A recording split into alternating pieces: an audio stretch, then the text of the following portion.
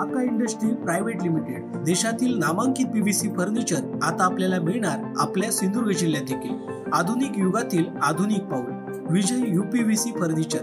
आपल्या घरात किंवा फ्लॅट मध्ये पीव्हीसी दरवाजा, kitchen trolley, cookery box, all drop, TV cabinet, office counter, all panelling, PVC ceiling, dressing table, office partition, sofa set, bed, देवघरातील देवरा इत्यादी सारखे फर्निचर घेताय तर विजय यूपीव्हीसी फर्निचर घेऊन आले आहेत।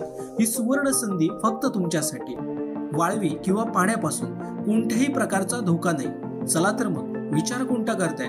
आजच आमच्या कणकवली येथील विजय यूपीव्हीसी फर्निचर शॉपला भेट द्या।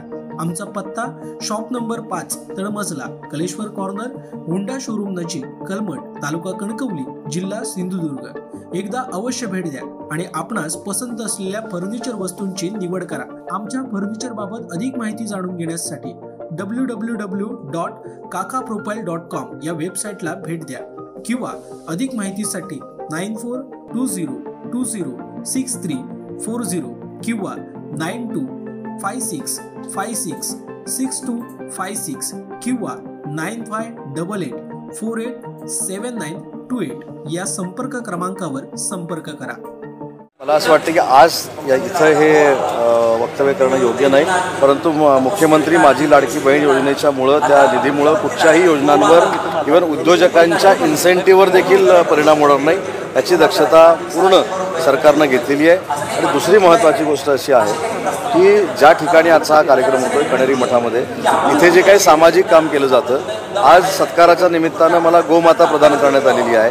मला असं वाटतं की ह्या कार्यक्रमाचं स्वरूप आणि आपल्या सगळ्या पत्रकार परिषदेचं स्वरूप हे वेगळं आहे।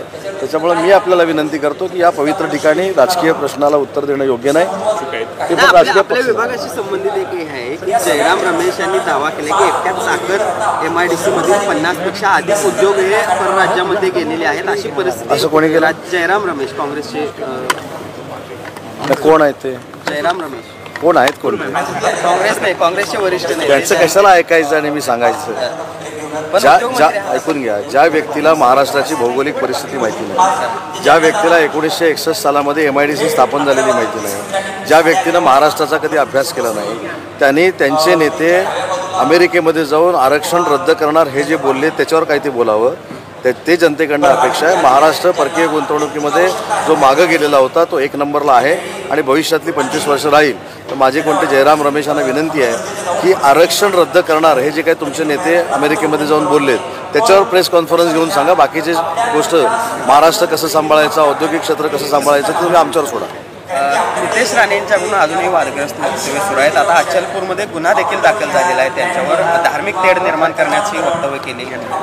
आता गुन्हा दाखल झाला असेल तर मला माहीत नाही, परंतु आज देखील स्वामीजींच्या मार्गदर्शनामध्ये आम्हाला असं ऐकायला मिळालं की जातीमध्ये तेढ निर्माण करणं, धर्मामध्ये तेढ निर्माण करणं हे योग्य नाही।